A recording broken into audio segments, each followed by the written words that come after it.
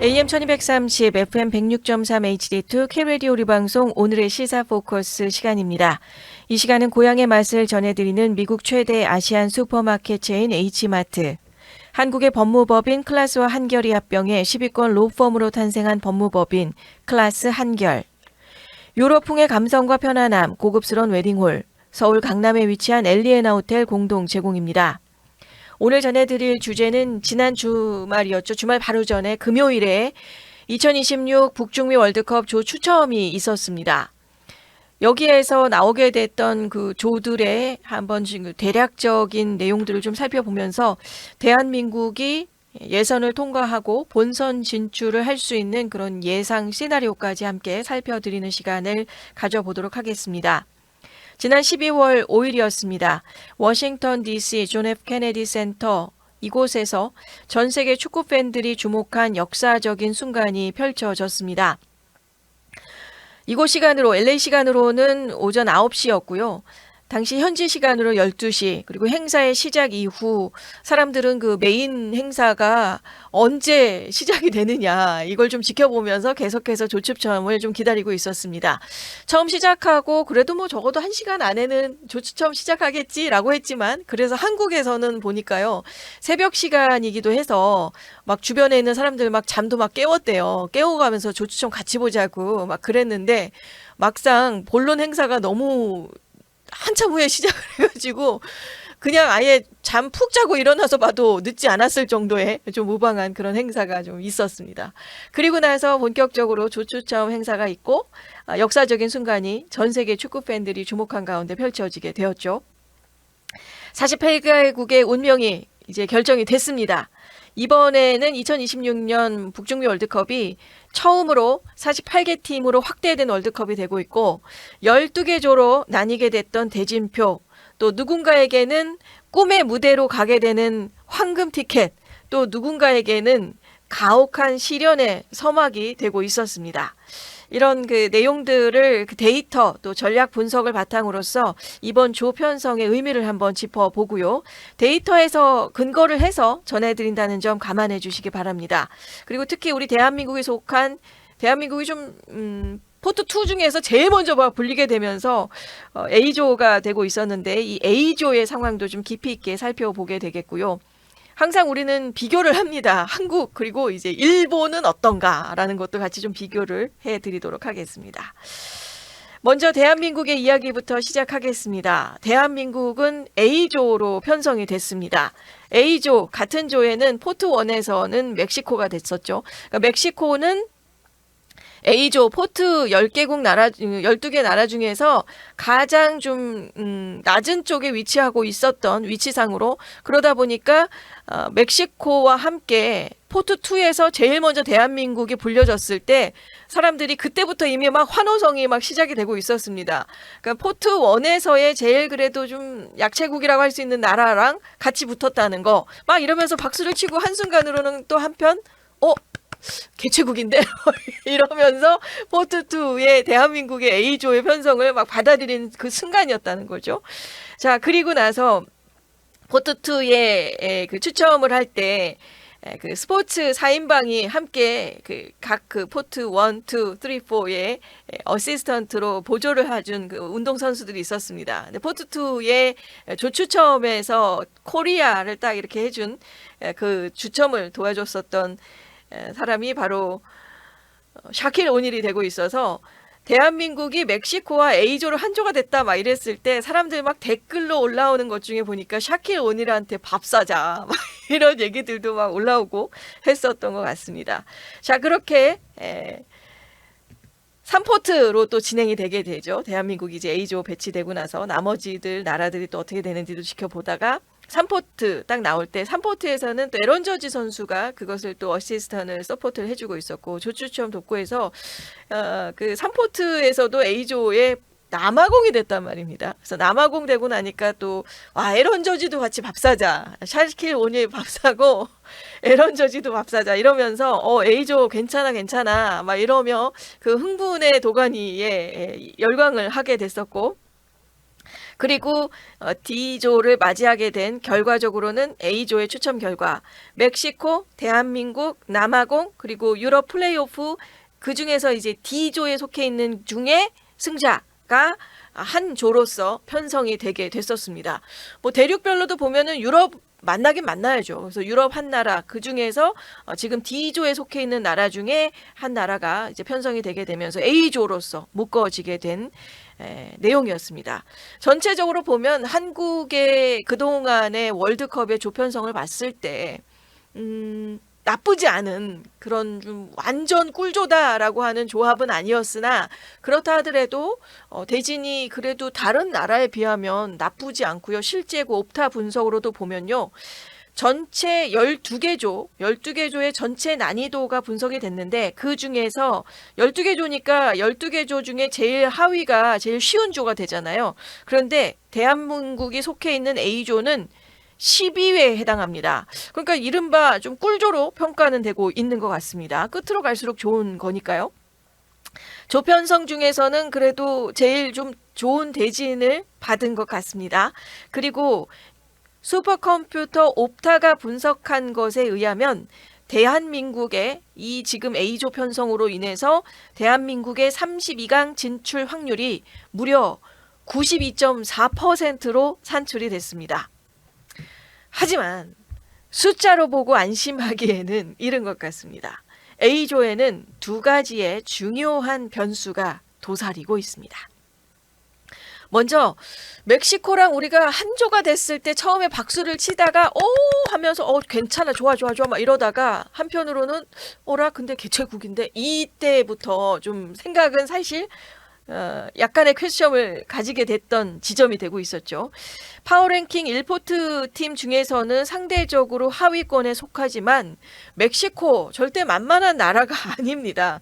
그리고 무엇보다도 개최국이라고 하는 막강한 홈 어드밴티지를 갖고 있습니다. 개막하고 나서 그 개최국의 경기가 있게 되면은요, 이런 거래요. 경기 중에 심판의 휘슬이 들리지 않을 정도로 홈 팬들의 응원의 열기가 뜨겁다는 거죠. 결국 대한민국은 홈 팬들이라고 하는 제12의 멤버를 상대로 싸워야 된다는 겁니다. 그래서 개최국이기도 하기 때문에 여기에 대한 그 변수가 도사리고 있었다라는 거, 그리고 플러스 경기 장소에 대한 우려입니다. 멕시코시티 또 과달라하라는 곳이 우리가 경기를 치르게 되는 곳인데 여기가 2000m가 넘는 고지대라고 합니다.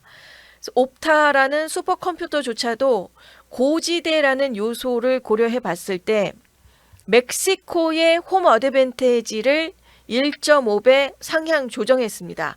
이미 그런 고지대의 체력적인 기반이 준비되어 있는 사람에게 유리하다는 거죠.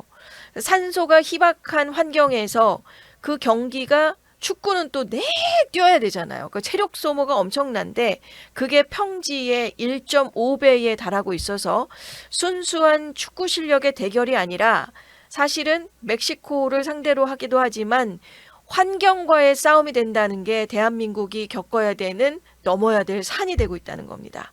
그리고 멕시코 팬들의 반응을 살펴보니 아주 흥미롭습니다. 역사상 가장 쉬운 조 중에 하나지만 그 상태로서 지금의 멕시코 팀의 상태로 봤을 때는 A조 안에서도 별로 그렇게 좋은 성적을 내지 못할 것이다라는 좀 가혹한 멕시코 내의 반응들이 좀 있었고 자조적인 댓글이 많았습니다. 최근에 멕시코 대표팀이 여러 평가전을 통해서 좋지 못한 성적을 거두면서 역대 최악의 스쿼드라고 하는 평가까지 받고 있고, 하지만 월드컵 본선은 친선 경기랑은 좀 다르죠. 완전히 다른 무대가 되고 있으니까 개최국의 자존심이 걸린 멕시코를 과소평가해서는 안 될 것 같습니다. 자, 그리고 대한민국, 그 다음에 상대해야 되는 같은 A조 안에서는 남아공이 됩니다. 3포트에서 또 제일 먼저 불리게 된 나라가 되고 있었죠. 남아공 파워랭킹이 60점대로 해당 포트 안에서도 약체로 좀 분류가 됐었던 팀이 남아공으로서 A조에 배치가 되게 됐습니다. 객관적인 전력으로는 한국이 충분히 승리를 기대할 수 있는 상대가 됩니다. 그리고 남아공 팬들의 반응은 한국에 대한 경계심을 드러냅니다. 한국이 쉬운 표적이 아니다. 한국을 과소평가하고 있다라는 댓글도 있었고, 동시에 멕시코는 한국보다는 더 좀 상대가 어려운 상대다 보니까 남아공 입장에서 제물로 삼아야 되는 나라는 한국이다. 이런 표현도 남아공 안에 있다는 거죠. 그리고 멕시코를 이기고 한국하고 비긴다면 토너먼트에 진출할 수 있다는 남아공 나름의 희망을 지금 품고 있으며 조 배치를 바라봤다는 겁니다. 2010년 남아공 월드컵 개막전에서 남아공이 멕시코와 1대1 무승부를 거뒀습니다. 그만큼 개최국이 가지고 있는 홈 어드밴티지가 굉장히 대단한 것 같습니다. 그런데 이렇게 남아공 개막전에서 멕시코랑 만났는데 참 아이러니하게 운명적인 만남이 이번 2026년 개막전에서도 남아공과 멕시코가 다시 맞붙게 되면서 대진표가 나오게 됐죠. 남아공 팬들은 이걸 우리는 운명이구나. 멕시코랑 그것도 개막전에서 만나는 거 이전에 한번 만났듯이 이번에도 한번 만나보자라고 하는 것을 바라보고 있는 멕시코와 남아공이 되고 있습니다. 하지만 한국 입장에서는요. 남아공이 이 조편성 안에서는 그래도 제일 희생제물로 삼아야 되는 나라이기도 합니다. 반드시 승리를 하고 그냥 승리가 아니라 골 득실 차에서 제일 좀 점수를 많이 벌리면서 좀 아싸란 마음으로 이겨야 되는 게 남아공이 되고 있다는 거죠. 가능한 한 많은 득점으로 골득실의 우위를 확보를 해서 A조에 속한 팀 가운데선 가장 큰 희생제물로 삼아야 되는 상대가 남아공이 됩니다. 자, 그리고 또 하나의 나라로 배치된 유럽의 플레이오프 D조입니다. 변수의 영역이 되죠. 4포트에서 유럽의 플레이오프 D조의 승자가 올라오게 되는데요. 플레이오프 D조가 어디냐면 덴마크, 체코, 아일랜드, 북마케도니아가 됩니다. 그리고 이 네 팀 중에 가장 유력한 후보는 덴마크입니다. 덴마크 팬들의 반응이 굉장히 신중합니다. 덴마크는 그 안에서도 보니까 반응이 우리 덴마크가 북마케도니아랑 체코 꺾을 수 있다고 진심으로 믿어? 이런 분위기라는 거죠. 그래서 플레이오프 통과 자체를 걱정하고 있는 목소리가 많다는 겁니다. 월드컵은 고사하고 우리 이거 유럽 플레이오프에서 이길 수 있겠어? 그런 느낌이라는 거죠. 덴마크가. 하지만 동시에 덴마크가 이 예선의 4개 팀 중에 가장 확실한 우승 후보라고 하는 자신감도 갖고 있는 덴마크의 분위기가 됩니다.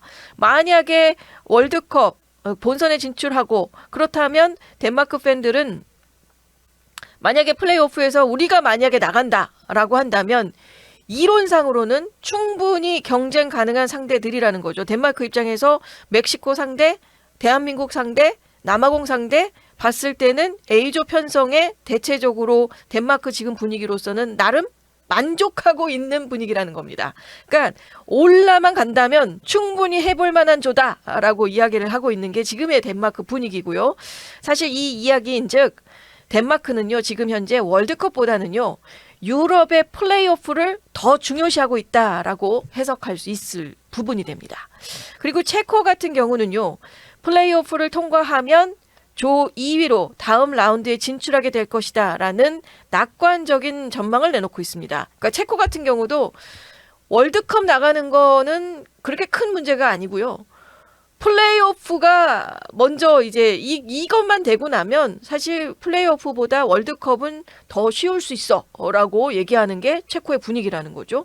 그리고 아일랜드 같은 경우도 아일랜드의 분위기는 두려워할 것 전혀 없다. 아주 유리한 추첨이었다라고 평가하면서도 과연 근데 플레이오프 우리가 통과할 수 있을까? 거기에 대한 의구심은 감추지 못하고 있습니다.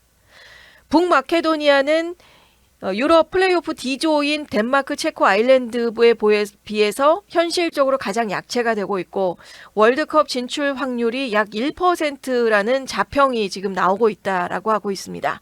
아무튼 이 네 팀 중에서 올라오게 되는 승자가 A조로서 묶이면서 운명의 만남을 하고 있어서 향후 유럽 플레이오프, 덴마크와 체코, 아일랜드, 북마케도니아의 이 경기를 우리가 좀 계속해서 지켜보고 이 경기 안에서 또 어떤 식의 경기력을 보고 있는지도 전략적인 분석을 충분히 지금 해야 된다라는 내용이 되고 있죠. 그래서 만약에 이 중에서는 덴마크가 올라온다면 한국 입장에선 가장 까다로운 상대가 될 것이고, 그게 아니라 북마케도니아나 아일랜드가 올라온다면 상대적으로 정말 우리가 지금까지 맞이하고 있었던 조 중에는 제일 좀 꿀조로서 기회조로서 받아들일 수 있는 수월한 모습이 될 것 같습니다. 그 가장 중요한 질문으로 한번 이제 넘어가 보도록 하겠습니다. 한국이 어떤 전략으로 이 조들을 우리가 돌파를 해야 될 것이냐입니다. 문제는 예선이 아니라 이렇게 조 추첨으로 예선은 배정이 됐지만 본선이잖아요. 본선인데 최상의 시나리오는 조 1위죠. 누구나 다 아마 조 1위에 대한 시나리오, 우리가 어떤 식으로 해서 이기게 됐을 때 그것을 좀 바라보게 됩니다.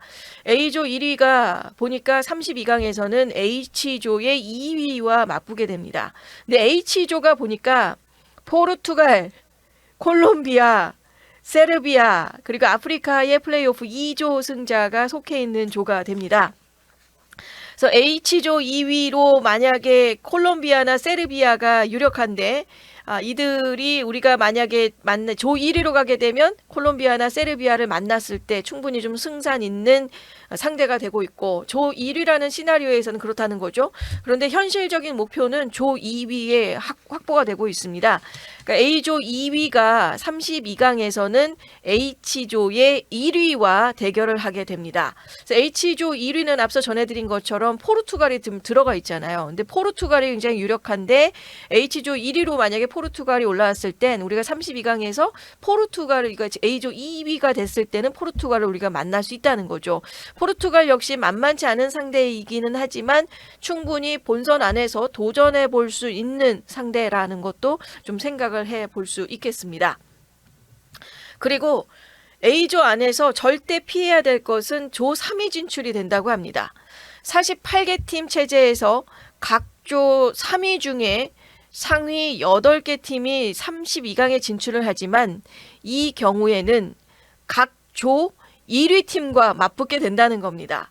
그래서 이 시나리오로 돌려봤을 때 만약에 3위로서 우리가 32강으로 진출을 하게 된다면 최악의 경우에는 32강부터 스페인이나 프랑스 같은 파워랭킹 95점대의 괴물들과 본선에서 맞이할 수 있다는 거죠. 이것은 사실상 사형 선고나 다름없다라는 냉혹한 평가도 지금 같이 나오고 있습니다.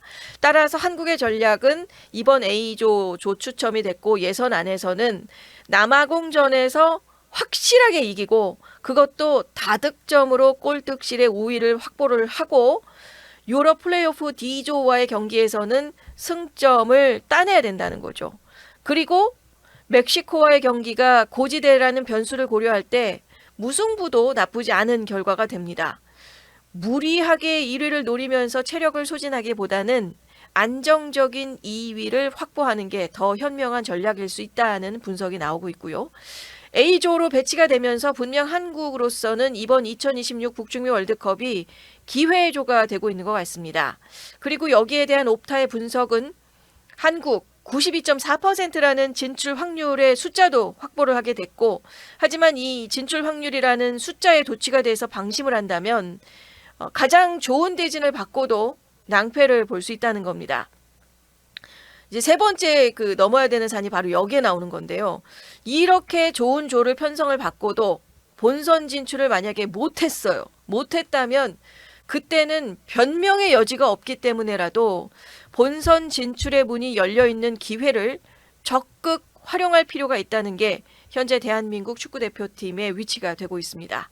철저한 전략 분석을 통한 준비 그리고 냉정한 경기 운영이 그 어느 때보다 중요해서 이 모든 A조 안에서의 한국의 입장을 정리를 한다면 한국은 방심 금물이 됩니다. 자, 그리고는 상대팀인 F조 일본 팀으로 가보겠습니다. 일본 상황은요, 만약에 한국이 꿀조를 받았다면 일본은 좀 정반대의 위치에 있었습니다. 일본이 F조 FIFA 랭킹 7위인 네덜란드, 튀니지 그리고 유럽 플레이오프 B조 승자와 함께 편성이 되게 됐습니다. 그리고 모리아세 일본 감독이 추첨 직후에 매우 험난한 조에 속하게 됐습니다. 라고 솔직한 심경을 밝혔습니다. 그리고 일본 팬들 중에서는 와, 한국이랑 바꾸고 싶다. 이런 얘기도 좀 눈에 띈 그런 내용들이 좀 있었고요. 네덜란드가 유럽 예선을 무패로 통과한 우승 후보가 되고 있어서 강력한 팀이라는 거죠. 일본 입장에서. 그리고 튀니지도 예선을 9승 1무 무실점으로 통과한 예상 밖의 복병입니다. 유럽 플레이오프에서는 그 B조가 스웨덴이나 폴란드가 유력한데 두 팀 모두 일본보다는 전력이 좀 떨어지는 팀이기는 합니다. 근데 더 큰 문제는 일본 입장에서는 3중고가 되는 게 첫 번째 경기 장소가 멕시코의 몬테레이, 휴스턴, 달라스 등의 6월 평균 기온 섭씨로는 35도, 화씨로는 95에서 100도인데 여기가 습도가 장난 아닌 지역이라는 거죠. 그래서 정말 숨쉬기조차 힘든 한여름의 날씨, 혹서 지역에 있다는 날씨의 문제, 뭐 대한민국도 고지대를 우리가 지금 만나고 있는 것처럼 일본도 날씨 이거 정말 좀 힘든 날씨를 맞이하게 된 일본이 되고 있다는 겁니다. 그리고 만약에 일본이 F조 1위로 통과를 하면 32강에서는 사강 신화를 만들었던 모로코를 만나야 되고요. 2위를 통과하면 또 브라질을 만나게 된다고 합니다. 그래서 어떤 경우든 일본 입장에서 본선 진출해도 본선 진출도 넘어야 될 산이 마치 결승전처럼 치러야 되는 급 체력 소진해야 되는 상대 팀들의 세계 최강급 팀과 맞대결을 피할 수 없는 게 지금의 일본의 모습이라는 겁니다. 그래서 일본 축구 팬들도 반응이 좀 양분돼 있더라고요. 어차피 우승을 하려면 강팀 꺾어야 된다. 정신승리. 그리고 거의 최악의 조편성이다라는 현실 인정이 공존하고 있고요. 모리아스 감독이 상대를 철저하게 분석하고 가진 힘을 모두 발휘하겠다라며 각오를 다졌습니다. 그리고 일본 축구 역사상 첫 8강 진출이라는 꿈을 이룰 수 있을지도 주목되는 부분이고 일본을 또 정리한다면 일본은 멘탈 싸움이다 라고 정리를 해볼 수 있을 것 같습니다. 그리고 우리가 방송하고 있는 이곳 개최국 미국입니다. 미국은 2조에 편성이 됐습니다. 2조의 미국과 같은 조에는 콜롬비아, 코스타리카 그리고 아프리카 플레이오프 A조 승자가 포함이 됩니다. 그리고 2조의 최대 강적이